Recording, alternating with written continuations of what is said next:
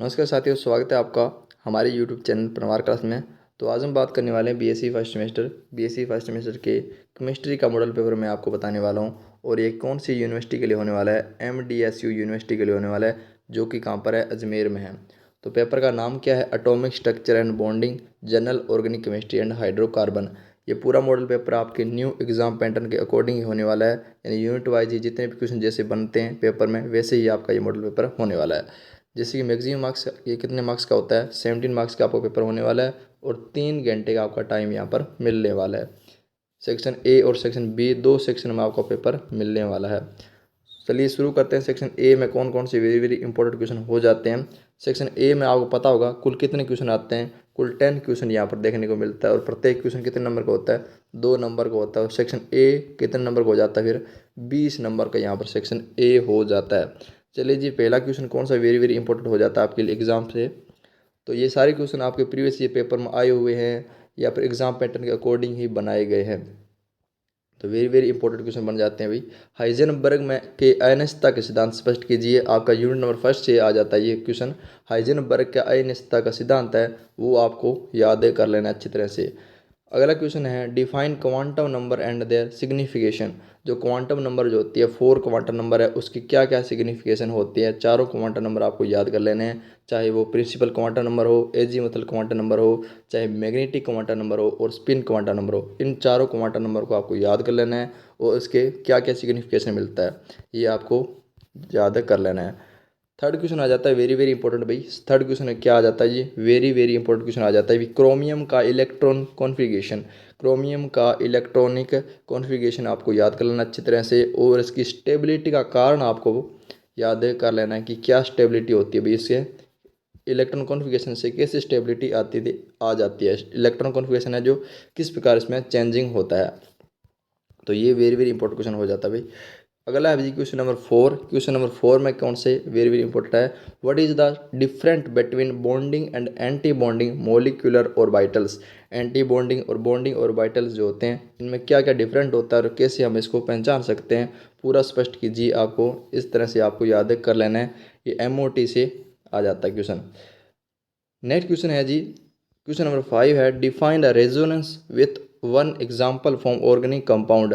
आपको रेजोनेंस की परिभाषा याद कर लेनी है, साथ में इसका एग्जाम्पल के साथ याद कर लेना है। जैसे कि बेंजीन, बेंजीन में कैसे रेजोनेंस दर्शाते हैं वो आपको साथ में याद कर लेना। पूरा लिखे आएंगे तभी एग्जामिनर मार्क्स यहाँ पर देगा। और अगला क्वेश्चन है जी, 6 नंबर क्वेश्चन आ जाता है जी, free radical. What is the free radical? क्या होता है अभी? एग्जाम्पल के साथ आपको याद कर लेना है।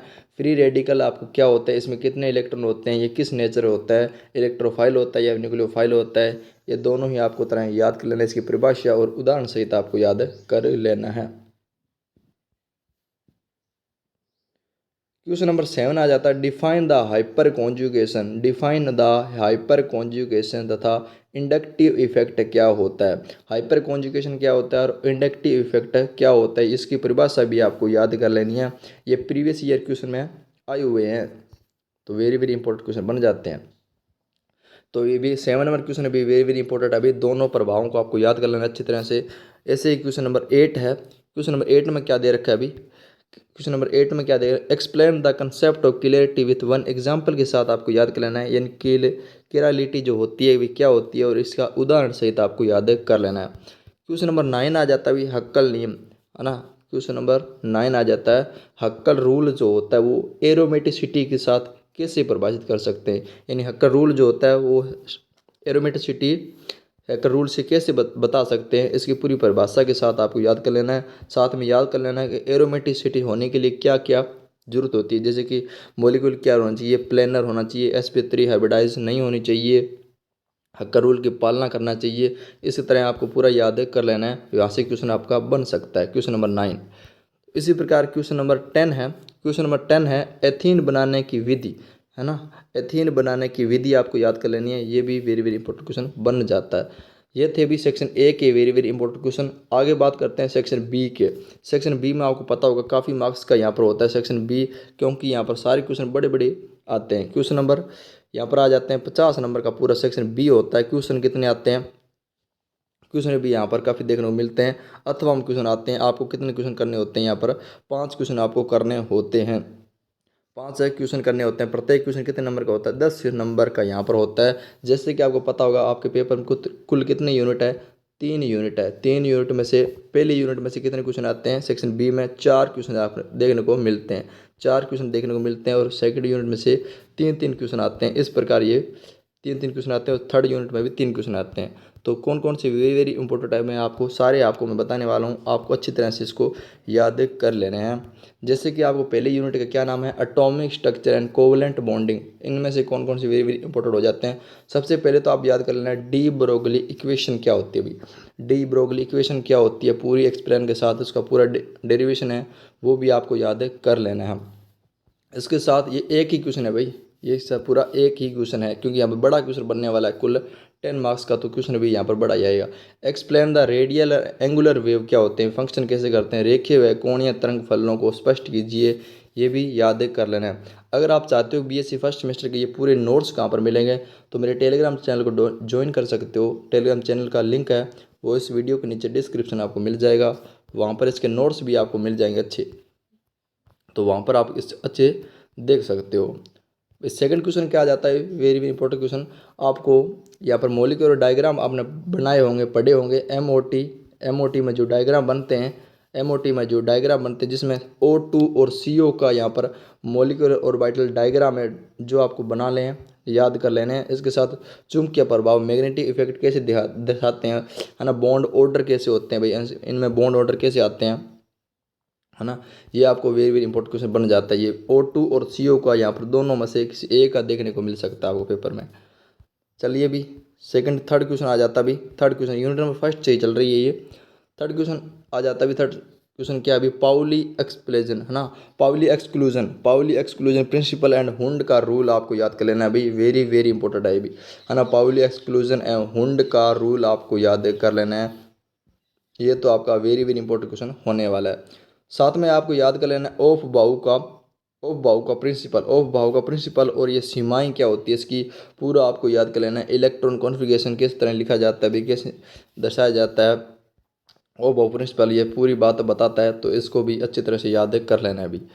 अगला आ जाता है क्वेश्चन नंबर 4, जो कि क्या है अभी? श्रोडिंगर इक्वेशन भी आपको अच्छी तरह से याद कर लेनी है। ये पूरे आपको मॉडल पेपर जो आंसर है ना, आपको मेरे नोट्स बनाए हुए हैं, आपको यूट्यूब टेलीग्राम चैनल पर मिलेंगे। वहाँ पर आपको अच्छे साफ सुथरे इसके आंसर भी आपको मिल जाएंगे। और पूरे पेपर की यहाँ पर PDF भी आपको मेरे टेलीग्राम चैनल पर भी मिलने वाली है।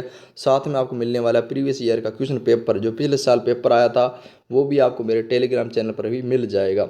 तो ये था क्वेश्चन नंबर 4 है, जो कि श्रोडिंगर इक्वेशन आपको याद कर लेनी है, पूरी यहाँ पर इक्वेशन याद कर लेनी है। साथ में याद कर लेना SPD जो यहाँ पर ऑर्बिटल्स जो होते हैं, है ना, ऑर्बिटल जो होते हैं SPD, इनके शेप क्या होती है भाई, इनके शेप क्या होते हैं, है ना, इनके ऑर्बिटल्स क्या होते हैं, इसमें आपको याद कर लेने हैं। इनके शेप और नोडल कैसे निकालते हैं ना, नोडल नहीं नोड होता है यहाँ पर, है ना, नोड कैसे निकालते हैं, ये भी आपको याद कर लेना है।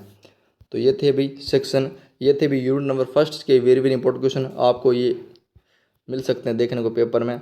साथ में बात करते हैं, अब बात करते हैं यूनिट नंबर सेकंड कौन सी आ जाती है? Fundamental of organic compound, organic chemistry, है ना, साथ में दे रखी है स्टीरियो केमिस्ट्री। तो ये भी यूनिट नंबर सेकंड से आ जाते हैं। जैविक रसायन के मूलभूत सिद्धांत है समावेता, ये है यूनिट नंबर सेकंड।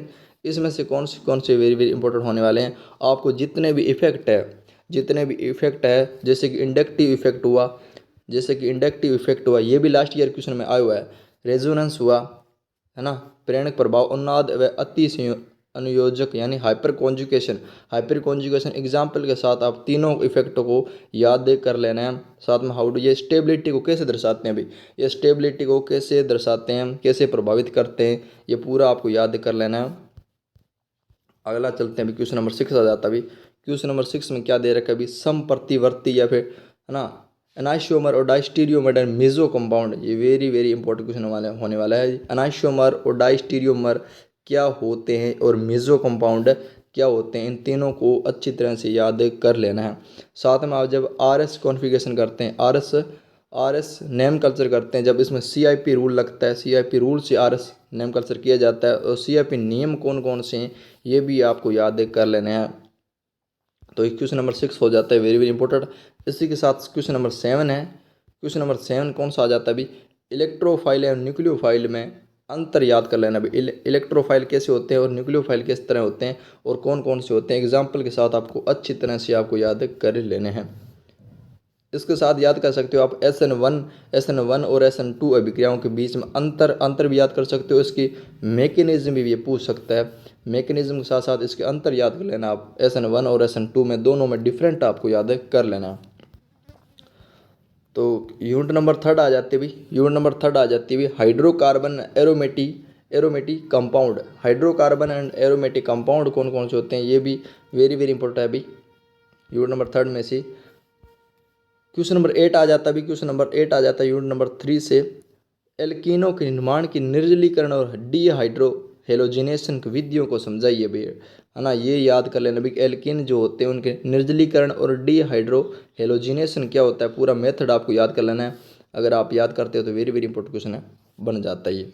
इसके साथ में है भी एंटी मार्कोफ नियम और एंटी मार्कोफ नियम, एंटी मार्कोफ नियम और एंटी मार्कोफ नियम और एंटी मार्कोफ नियम, ये भी आपको याद कर लेना है।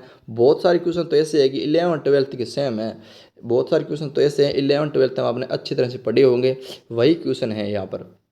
जैसे कि मार्कोफ नियम और एंटी मार्कोफ नियम ये 11th में आपको पढ़ाया जाता है, साथ में आपको याद कर लेना है भाई। क्वेश्चन नंबर 9 है भाई, ओजोनोलाइसिस क्या होता है भाई। ओजोनोलाइसिस क्या होता है, वेरी वेरी इंपॉर्टेंट क्वेश्चन है। ओजोनोलाइसिस क्या होता है, हाइड्रोबोरेंस ऑक्सीडेशन की क्रियाविधि क्या होती है, हाइड्रोबोरेंस की ऑक्सीडेशन की क्रियाविधि क्या होती है, ये आपको याद कर लेनी है। इसके साथ में आपको याद कर लेना एक यहाँ पर नेम रिएक्शन आती है फ्रीडल क्राफ्ट की, है ना। फ्रीडल क्राफ्ट की एस्काइलेशन वो आपको याद कर लेनी। इसके साथ साथ में एल्काइनस की पोटेशियम पर मैग्नेट में अभिक्रिया समझाइए भी, है ना, ये भी याद कर लेना। अगर हो सके तो इसमें से पोटेशियम वो फ्रीडल क्राफ्ट वाली रिएक्शन जरूर याद कर लेना। नेक्स्ट क्वेश्चन आ जाता है भाई, लास्ट क्वेश्चन है भाई यूनिट नंबर 3 का, जैसे कि आपको 3 यूनिट आपके हो चुकी है। लास्ट क्वेश्चन आ जाता है भाई, बेंजीन की आणविक कक्षा को समझाइए, यानी बेंजीन में आपको मॉलिक्यूलर और वाइटल स्ट्रक्चर कैसे बनती है बेंजीन की, ये आपको याद कर लेना है। और लास्ट क्वेश्चन आ जाता है भाई, इसके साथ ये पूरा एक ही क्वेश्चन है, पूरा एक ही क्वेश्चन है, हक्कल के नियम की प्रयोग व एरोमेटिसिटी और एंटी एरोमेटिसिटी यौगिक के पहचान कैसे करते हैं, ये आपको याद कर लेना है। तो ये थे भी पूरा पेपर मैंने आपको बता दिया। इसके सारे नोट्स जो है मेरे टेलीग्राम चैनल पर मिल जाएंगे, वहाँ पर आप अच्छी तरह से देख सकते हो। ऐसे ही हम हर यूनिवर्सिटी के, राजस्थान के हर यूनिवर्सिटी के मॉडल पेपर आपको बताते रहते हैं, फिजिक्स केमिस्ट्री को छोड़कर, फिजिक्स और मैथ को छोड़कर बाकी सारे पेपर को मैं मॉडल पेपर इस चैनल पर प्रोवाइड करवाता रहता हूँ। तो आप मेरे चैनल को सब्सक्राइब कर सकते हो और मिलते हैं एक नई वीडियो में, तब तक टेक केयर, ख्याल रखें। साथ में आपको बता दूं कि आपको मिनिमम पासिंग मार्क्स कितने चाहिए होते हैं, मिनिमम पासिंग मार्क्स कितने चाहिए होते हैं। तो मिनिमम पासिंग मार्क्स के कितने चाहिए होते हैं, जैसे कि 17 मार्क्स के यहाँ पर पूरा पेपर है, तो आपको 25 नंबर प्लस लेके आने हैं, 25 प्लस नंबर लेके आने हैं आपको पास होने के लिए। अगर ये क्वेश्चन आपको अच्छी तरह से याद कर लेते हो ना, तो ये क्वेश्चन सारे अच्छी तरह से याद कर लेते हो तो भाई आपको लगभग आपको 14 नंबर प्लस आपके बन जाएंगे। ये सारे क्वेश्चन अगर याद कर लेते हो ना, 14 नंबर प्लस आपके बन जाएंगे, क्योंकि ये वेरी वेरी इंपॉर्टेंट क्वेश्चन है, पूरे यूनिट से उठाए गए हैं और एग्जाम पैटर्न के अकॉर्डिंग ही उठाए गए हैं। धन्यवाद भी, मिलते हैं नई वीडियो में, तब तक टेक केयर, ख्याल रखिए अपना, धन्यवाद।